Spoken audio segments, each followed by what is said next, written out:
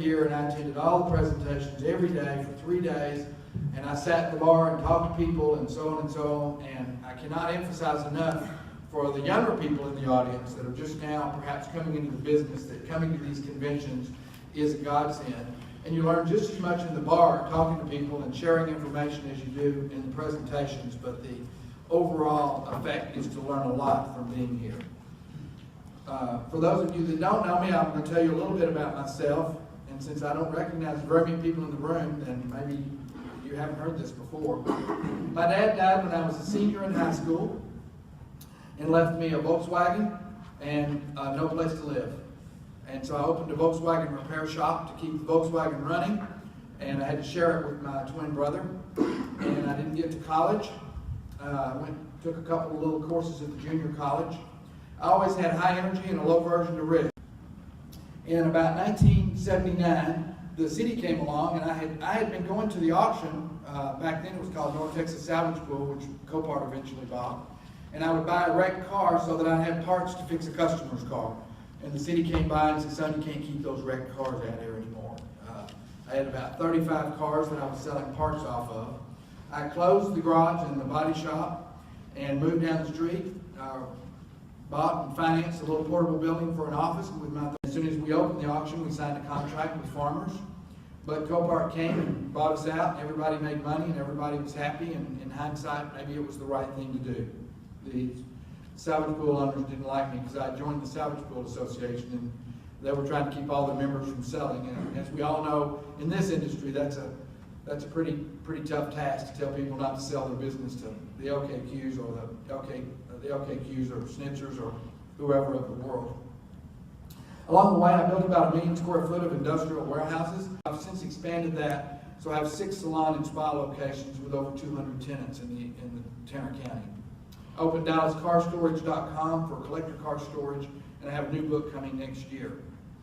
One of my friends, Mike French, sent me an email a few months ago. Those of you that follow me on Facebook, my dogs I've been married 3 times, and I still haven't consummated my marriage.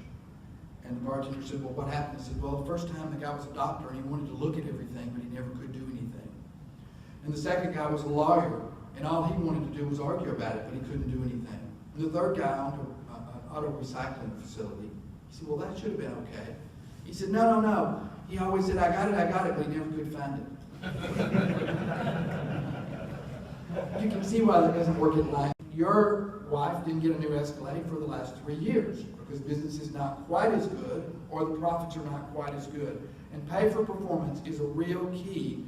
And I'm always amazed in my consulting assignments how most recyclers are still not doing pay for performance. You have to have the proper number of employees. I'll give you some metrics for that. And you need to have a 10% target for your profit. Hopefully you're there. What does a healthy business look like?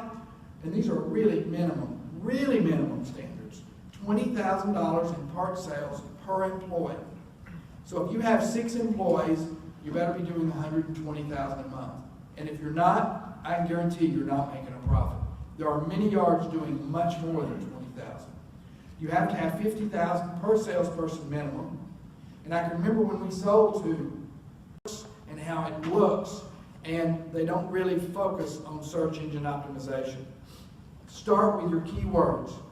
98% of the time when I call on recyclers and I'm trying to help them with their website, I ask them what their keywords are, and they say, "Well, I don't know, let's call the web guy and see if he knows."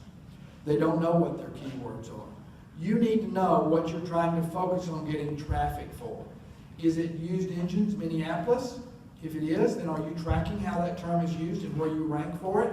And are you getting the traffic when people are looking that stuff up? Almost no one does this. They put up their website, but they don't have a strong basis of a list of terms that they want to get traffic for. Use Craig's and other posting medium as an end run on Google and SEO.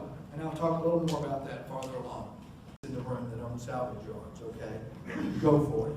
But the rest of us are not geeks. We don't like all this technical stuff. We don't like setting all these things up. We don't like making all these pieces fit together. Make sure you hire somebody, like an internet sales manager, to handle all of these functions. And it is a big job when done properly. But if you hire some person that has all that internet experience, latest son is 25, but in that 25 to 35-year-old age group, you'll find somebody that is very passionate and very enthusiastic about using all of these tools to build your sales. And that's what you need to be effective on the internet. They'll help you with your keywords, they'll interface with the webmaster, they'll do the Craigslist, they'll do the eBay. It's part of the cost of doing business. And you're just going to have to warm up to this eBay thing. There are people out there today planning on stealing from you. They knew when they wrote the bad check they were going to steal, they knew when they stole the credit card they were going to steal, and they know when they order the engine that they have no intentions of paying for it, and they're going to use it. And there won't be a dadgum thing you can do about it, probably. If you're going to be fussy, eBay's not going to be a good place for you.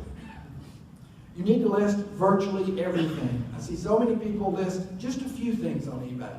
Or they list just their engines that they have too many of, that everybody else has too many of too. You're not going to sell that stuff on eBay very often. You have to list everything. And quantity is more important than quality. I'm not saying you shouldn't have quality listings and do the best job. Feedback is not retracted. It isn't changed. God be with you if you get negative feedback. He can threaten to kill your mother-in-law or come and blow up your facility, and they're still going to let him leave his feedback. I don't doubt that maybe they're going to become more generous. I understand. I was sitting next to Linda in the presentation, and when he said that about the buyers and the sellers, I turned to Linda and I said, "Well, that's just bullshit." I said, I know for a fact you ship parts to people and they won't pay for them and they won't return them and they file negative feedback and there you are. And it's that simple. And I raised my hand and I said, well, I think, don't we win the battle but lose the war because you don't make us give them their money back, but they file negative feedback and negative DSOs in all 4 categories, and it only takes him. They just dumped his listings. His listings are still there. They limit what he can list in new listings. And he had about, I think he told me about 12,000. By the way, you can have 100% feedback and have your parts delisted because you have bad DSOs. And he lost 40,000. He was doing 40,000 in sales on eBay, and they dropped to virtually nothing. And it took 6 months to get them back. So he won the battle and he lost the war. He showed that guy on the engine, and he lost $240,000 in sales. I tell you that you can't exceed a certain number of parts or a certain value of sales.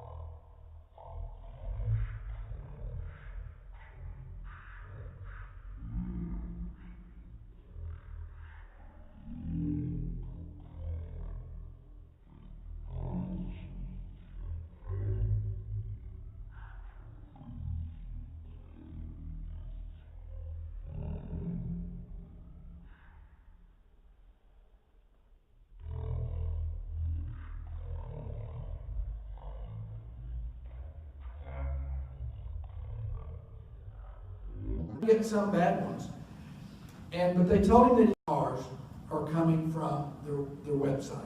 People really do Google to figure out how to sell their car, and this is a really cool way to get some cars bought cheap. Now, if all you're doing is collision repair and all you want is late model, then you don't want to fool with all the idiots.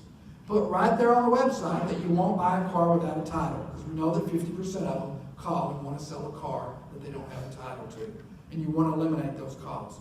Again, try to use a specific phone number for somebody that can make that decision, because we all know that if you don't get there quickly, you don't get the car. The way you steal the cars is to be on it, in the middle of it, right now. And so have that phone ring for somebody that knows how to buy the car and get it done immediately. Are you hiring help? I can tell you that when I was in the business, we were always hiring. There was never a point we weren't hiring. The time to find good employees is